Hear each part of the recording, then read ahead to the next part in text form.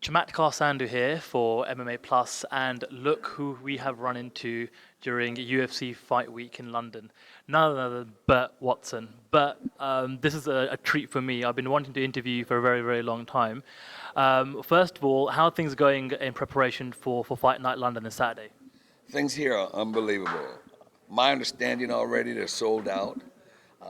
So that means we're going to have a full house, a lot of people, a lot of enthusiasm, and I like it when it's hyped up. I like it when that level is up there. And coming here into London is exciting. It's always the fans are great. It's just that every time we come here, I think it rains every time we come here. But other than that, I'm looking forward to it. I like the O2 Arena. It's good. Well, the odds are it's going to rain more often than not, especially here in England. But I mean, what I want to really find out from you is what makes the London or the UK crowd stand out for you, especially given that you've travelled the world, you've seen every type of UFC or MMA fan out there. So what makes the UK or the British UFC fan different from all the others? Consistency is what makes fans. And these fans here in the UK, not that other fans are not consistent, MMA fans and UFC fans are consistent. They're always there. But every time we come here, we can depend on the fans showing up, the enthusiasm, a nice crowd in the arena, and they follow us and they follow the sport and they keep up with everything. And sometimes they ask me questions I can't answer or don't want to answer. But they're good fans, man. They know just what they want and when they want it. For those that don't know what you actually do in the UFC, Bert, can you just tell everyone, all of our viewers, what it is you actually do, what your job is?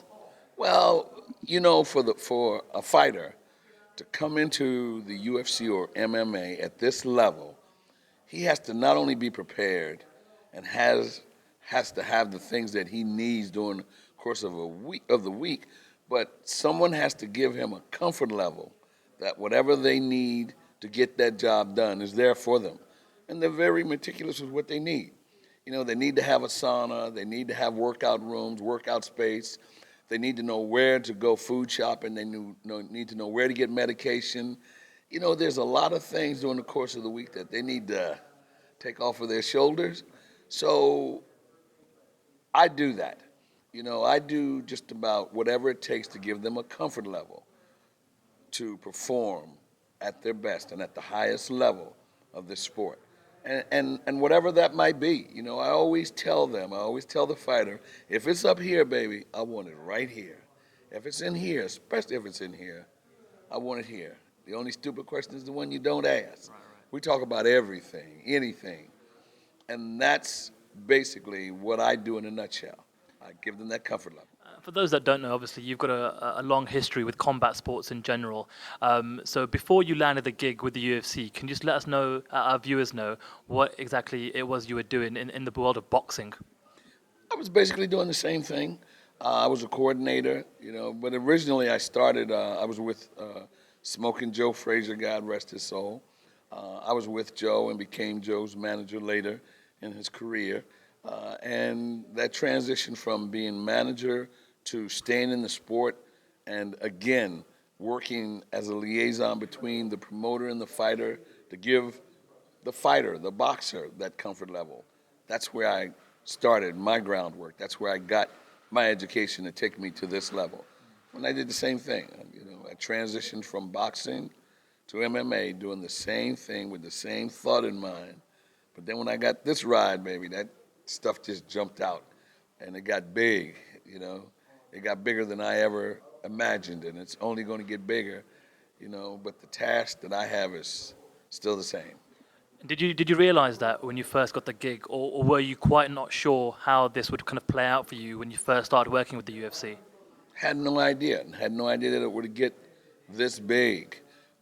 That MMA was going to be the next sport on the horizon. That I'd be sitting here with you and you guys wanting to interview me. That was never in my mind. This was actually, as quiet as it kept, my retirement gig.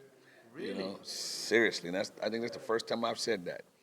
But, I started with I'm 66 years old, baby, and I'm proud of that. and I've been here 14 years. So that means I started after 50.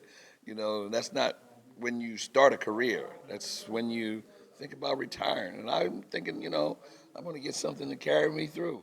Can you just talk to us and let us know what you think of the state of boxing today compared to when you were working in that particular sport, and how MMA has kind of overtaken boxing as the premier number one combat sport in the world?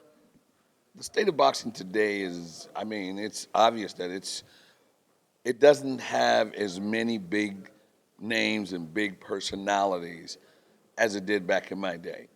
I mean, when I said as many, you know, today you got maybe 3 or 4 big names, where back in my day you had 10 to 15 guys, and they were all so good they were beating each other up, you know, and the fan appreciation was there, the television money was there, the television interest was there. And you know, when that era went away and all those boxers went away, you know, there was a time when you had Joe Frazier, George Foreman, Muhammad Ali, Ken Norton, and Larry Holmes all fighting each other, and they're all individual stars. You know, you had Sugar Ray Leonard and Roberto Duran and Marvin Hagler fighting each other. You know, and today, you know, you got Mayweather, Pacquiao, and Bernard Hopkins, who are all great fighters. You know, but there's not 10 of those great fighters out there like there was back in my day. Do you think there's a lot of lack of personality in boxing as well, and where in the UFC we've seen a lot of characters come through? We've got the Chael Sonnen and Vanderlei Silvas. There's been so many characters in the sport of MMA and the UFC in particular, where we don't really see too many personality or characters in boxing compared to maybe 10, 15, 20 years ago. Well, as you said, I don't think there's a lack of it, because I think that's where it came from. You know, I don't think anybody talked more trash than Muhammad Ali. And I think he started, and then Jimmy Connors and McEnroe, you know, all those people started coming on after him. The feeder system is where you need to work on. You know, if you don't work on the children, they don't become adults. Plain and simple, baby. Talking about trash talking, who do you think is the best trash talker in the UFC right now? I think everybody talks a good game. You know, trash talking is selling wolf tickets. Yeah. You know, just whatever comes from here or here, it comes out. But you know what? If it gives you a level of confidence, you do whatever it takes without being totally disrespectful to human life and human society, you know, and keep religion and politics and all that stuff out of it. If it's what you got to do to get that job done, you do it, baby, because you're the one that's got to get it done. And you have to answer to you if you don't. You dodged the question there, but who is the best trash talker in the UFC right now? We've got a few candidates, but who do you think is the best on the mic at the moment? Me. You. Burt Watson. I'm not gonna argue against that whatsoever. Well, obviously you've been doing this a very, very long time, Bert, and with the UFC schedule just gets bigger and bigger every year. There's almost, I think, an event every week this year. Have you missed any at all?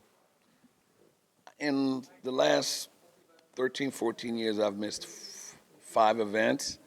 But, you know, it's getting bigger because it's like anything. It's, you know, when you got a baby, it goes from booties to regular shoes because it's grown up. You know, MMA and the UFC is growing, and it just keeps growing and growing and growing. And you know what? Honestly, you know, I work all of the fights, and I love every bit of it. If they had more, I'd work more. And for me, who better to do it than us? You know, if everybody's going to see it, they might as well see the best of it. That's just the way it is, baby. Well, you know, considering, you know, you have the behind-the-scenes access at every event, there's got to be so many stories that and so many things that have happened behind the scenes over the years. Can you just maybe share maybe one of the most craziest things that have happened backstage or behind the scenes at a UFC event that comes to mind right now? You know, there was a time when we were very conscious, or we are conscious now, about sponsorships, and you know, because we're all over, like you said, now we're going on 5 networks here in the UK, and we've always been that way. So you have to be careful what you put on television. And I had a fighter, which I will not mention his name. You know, I'm gonna stay on that fence. And he stepped in the holding area, and he had a pair of shorts on, and all I saw was an X. X in anything is no good. So I saw it, and I went and grabbed for it to see what it was, and when I grabbed it, I ripped the whole half of his shorts off. And this was in the holding area. Half of that man's shirt off. Luckily, I had a pair of shorts in the cut box. One of my guys ran himself to death to get it, but I snatched it in the whole half of his shorts. That told me how big that patch was and how expensive his shorts were, too, because it ripped with one yank, you know. And that's the first one that comes to mind. Have you ever thought about writing a book one day? That's in the works. Oh wow, it is. That's also the first time I've said that. Another exclusive. Yeah. I'm working on it. I've got someone that I'm sitting down and I'm talking to, you know, and we're gonna see how it works. How long have you been working on the book for now? Maybe now over the last year. Oh wow. About it, maybe a year. And I say that because for us to do a great job or I got to be still. And I'm never still, you know. And it's hard to get, like you just now. You caught me just now getting on the elevator with my food in my hand. It's hard for me to get time to sit down and give the person that's writing the book 3 hours a day. So we have to pick and choose. That's why it's taking as long. Because I'm averaging 2 to 3 shows a month all over the world. You know, it's hard to do it over the phone, by internet, when a book or something like that has to be very personal. It's like this interview. You know, you gotta be face to face or close enough that if I think of something, I gotta call him. You know, so we're working on it. How long do you reckon it will take? Another year, maybe a year and a half, before you think you can finally release that book and you got enough material for it? That I don't know, because I'm not a writer. You know, he'll tell me when he think he's had enough, but we're working on it. It's in the process. Do you have any idea how many more years you want to do this for, Burt? You know, your body and your mind tells you. You listen to your body and your mind. You know, if you take care of it, it'll take care of you. It'll tell me when, but when I stop, I'm gonna stop quick and hard, baby. Just one big stop. I'm not gonna play around with it. I'm gonna just, you know. But right now, I'm hoping to get another 10 in here, baby. Fantastic. Well, Burt, it's been an absolute pleasure and honor for me to interview you. I've been a huge fan of yours, especially appreciate how much hard work you've put into the sport and helping the UFC grow over the years, and how hard the job is to do behind the scenes. So thank you for doing your job and helping all the fighters give us, the fans and the media, all the entertainment they can on fight night. But before we let you go, we have to just get one. Keep on rolling, baby. Let's give us the Burt Watson catchphrase. Well, I have to see, if I say it too loud, you're gonna have a fight in that elevator. But everybody knows that this is what we do and why we do it, and nobody does it any better than we do, baby. All night long. We got 5 before we go live, and you know what that means? That means it's time to go to work, and that means we rollin'! Yeah!